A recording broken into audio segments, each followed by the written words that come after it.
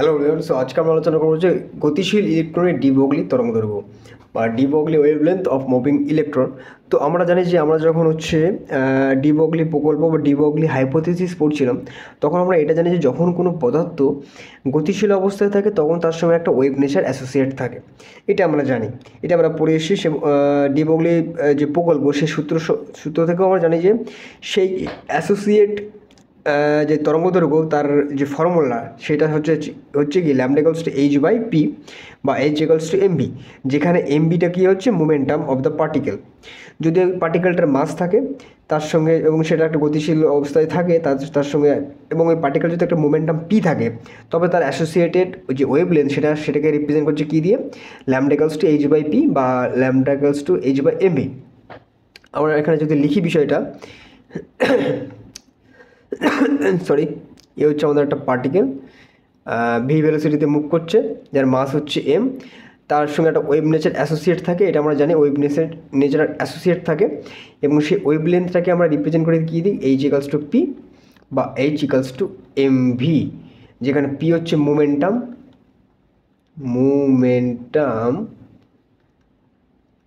Of the particle তুমি বলতে পারো, বা অফ দ্য অবজেক্টও তুমি বলতে পারো, এবং পি সমান সমান কি এমভি। এই হচ্ছে ভাবে আমরা রিপ্রেজেন্টেশন আমরা এটাকে জানি। তো এই হচ্ছে বিষয় আমরা জানি। ওকে, তো এখন কি বলেছে, গতিশীল ইলেকট্রনের ডি ব্রগলি ওয়েভলেন্থ, বা একটা ইলেকট্রন যদি গতিশীল অবস্থা থাকে তার সঙ্গে অ্যাসোসিয়েটেড যে ওয়েভলেন্থ, সেই ওয়েভলেন্থ তোমাদেরকে এখন ক্যালকুলেট করতে হবে, তার ডেরাইভ করতে হবে। এটার থিওরিটিক্যাল ডেরিভেশন তোমাদের এক্সামে আসে, বা এই ডেরিভেশন থেকে যে ফর্মুলাটা তোমরা পাবে সেই ফর্মুলা দিয়ে প্রবলেমসও এক্সামে আসে, খুবই ইম্পর্টেন্ট। ঠিক আছে, তো দেখো ইলেকট্রন সম্পর্কে আমাদের বলেছে, তো ইলেকট্রনকে আমরা ই দ্বারা রিপ্রেজেন্ট করি। তো তার ইলেকট্রন হচ্ছে নেগেটিভলি চার্জ, এবং তার সে মানটা কত 1.6 × 10⁻⁻19 কুলম, এটা আমরা জানি। ওই ইলেকট্রনের রেস্ট মাস এম নট, এটা হচ্ছে 9.1 × 10⁻31 কেজি, এটা আমরা জানি।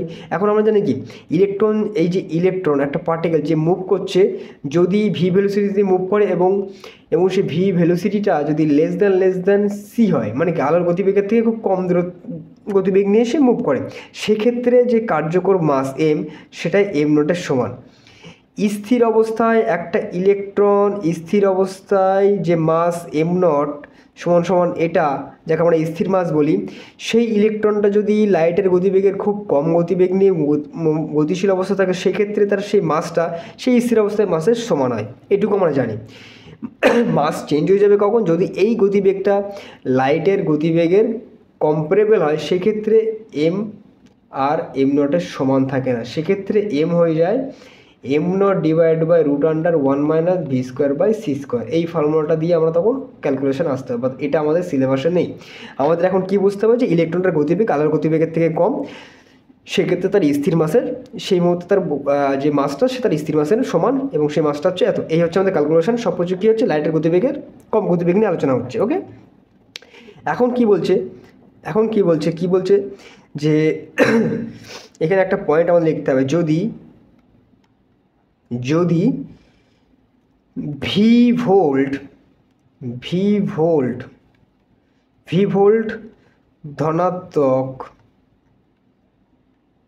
ধনাত্মক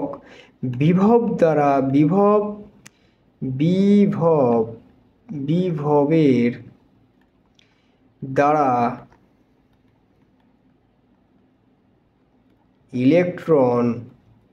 ইলেকট্রনকে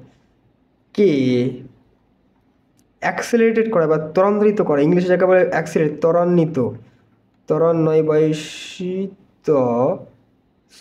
ত্বরান্বিত করা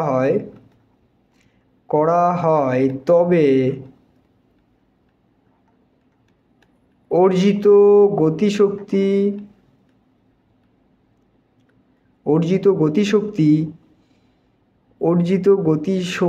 কি হবে, অর্জিত গতিশক্তি ½ mv² = E/v, এটার সমান হবে।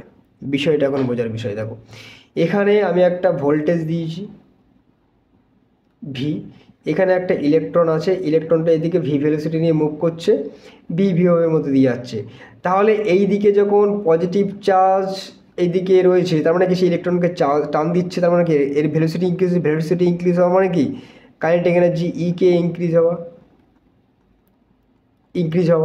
এবং এই ইনক্রিজটা যে হচ্ছে সেই ইনক্রিজটা হতে সাহায্য করছে কি এই ভোল্টেজ, তার মানে কি ভোল্টেজটা এর উপরে কিছু পরিমাণ কার্য করছে, সেই কার্যকেই আমরা ডাব্লু দ্বারা ডিনোট করি এবং সেটা হচ্ছে ইভি সমান।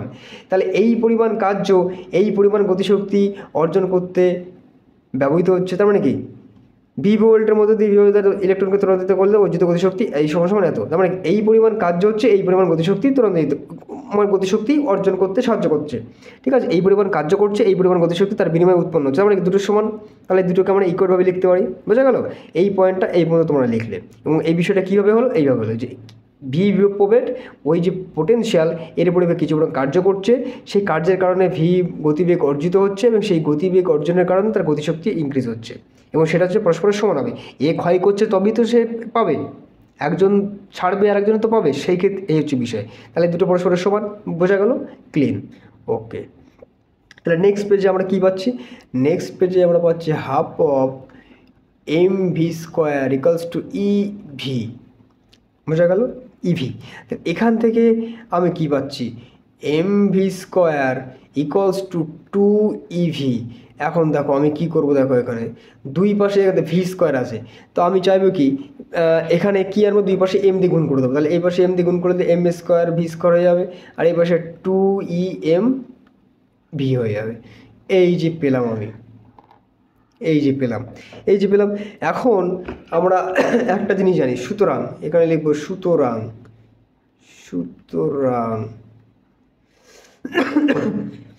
গতিশীল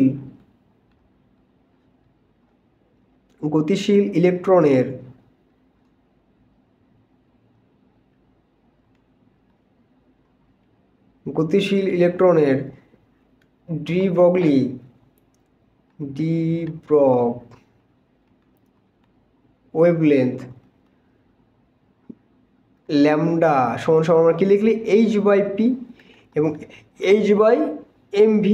তাহলে এখান থেকে দেখো, এখান থেকে এই জায়গা থেকে আমি কী পেয়ে যাবো, দেখো এখানে এম স্কোয়ার ভি স্কোয়ার পেয়েছে 2 EVm। তাহলে এই জায়গা দেখো এম ভি মান রয়েছে, বাট এখানে কী রয়েছে এম স্কোয়ার ভি স্কোয়ার। তাহলে এখানে দেখো এম ভি সমান সমান √2 পেয়ে গেলাম। তাহলে সিম্পলি এখানে আমি বসিয়ে দেবো, আমি এই জায়গা থেকে শুরু করছি। Lambda equals to h divide by √2 V, বোঝা গেল? পেয়ে গেলাম, একদম পেয়ে গেলাম। তো এখান থেকে দেখো আমি এখন কী লিখবো, দেখো এখান থেকে আমি পেয়ে যাবো lambda equals to h/2em into 1/√ভি। এখানে দেখো ভি হচ্ছে একটা ভেরিয়েবল কোয়ান্টিটি, ভিকে আমি চেঞ্জ করতে পারবো, বাট এই কোয়ান্টিটিটা তো কনস্ট্যান্ট।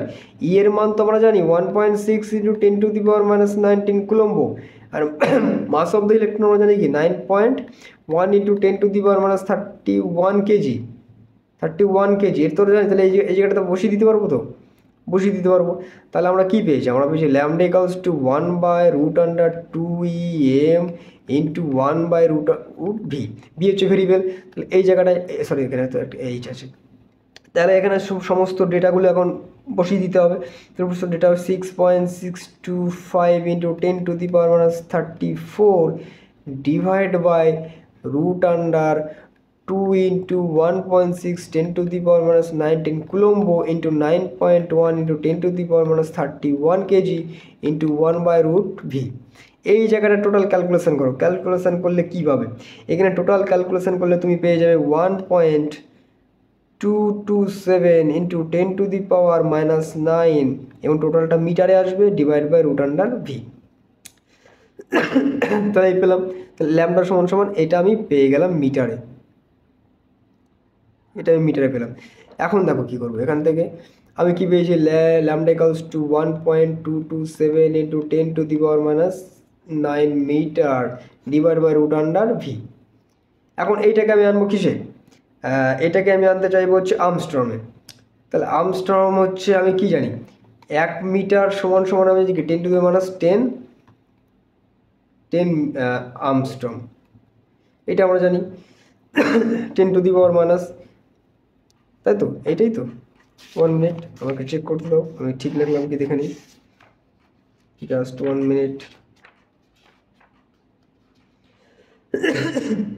1 আর্মস্ট্রং, সরি ভুল লিখলাম, আমি ভুল লিখলাম, ওকে আমি ভুল লিখলাম। 1 আর্মস্ট্রং সমান সমান 10⁻10 মিটার। তাহলে এখানে দেখো, এখানে যদি 10⁻10 আমি আনতে পারি কোনো রকমে, তাহলে 1.227 ইন্টু 10⁻10 মানে 10⁻10 মিটার, একে আমি 10 দিয়ে ওপর নিচে গুণ করব আর ওপর নিচে ভাগ করে দেবো ইন্টু রুট ভি। তাহলে ল্যামডা ইকুয়ালস কী পাচ্ছি দেখো, 1. দেখো এই 10-এর সাথে গুণ হয়ে যাবে, তাহলে কী হবে 12 পয়েন্ট। তাহলে এখান থেকে কী বোঝায় 12, আরে বস 1 মিনিট, কত সমস্যা।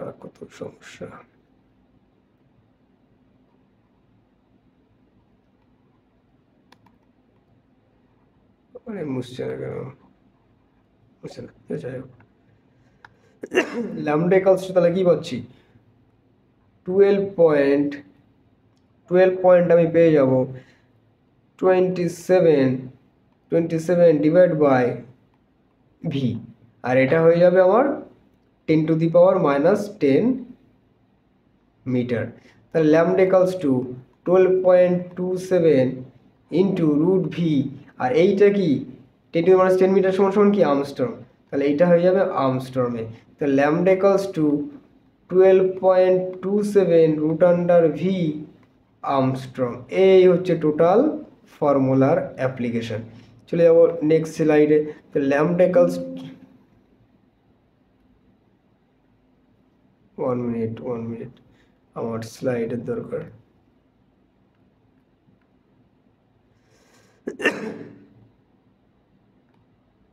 আমার স্লাইড দরকার একটা,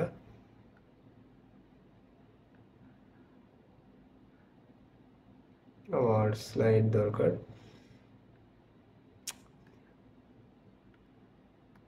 তাহলে ল্যামডা ইকুয়ালস টু আমি কী পেলাম 12.27 রুট আন্ডার ভোল্ট আর্মস্ট্রং। এই হচ্ছে আমার ফর্মুলা। তাহলে এই যে ফর্মুলাটা আমরা পেলাম, এই ফর্মুলাটা তোমাদের এক্সামে রাইট করতে দিতে পারে, বা এই রিলেটেড শুধু তোমাকে ভোল্টেজ বলে দেবে অ্যান্সার বার করো আর্মস্ট্রংয়ে। তো সেখানে ভোল্টেজটা তোমাকে সবসময় মনে রাখতে হবে, ভোল্টেজ কীভাবে দিচ্ছে সেটাকে তোমাকে নজর রাখতে হবে। তা এই যে ফর্মুলাটা আমরা ড্রাইভ করলাম, এই রিলেটেড যত কোশ্চেন্স আছে তোমরা আশা করি তোমাদের বই থেকে করে নিতে পারবে, সলভ করবে। যে হোটসের যেসব কোশ্চেন দেওয়া আছে সেগুলো ভালো করে প্র্যাকটিস করো, তাহলে তোমরা কমন পেয়ে যাবে। চলো দেখা হচ্ছে আমাদের আর একটা ভিডিওতে। ওকে, সেখানে আমরা আর একটা গুরুত্বপূর্ণ কনসেপ্ট নিয়ে আলোচনা করবো। চলো।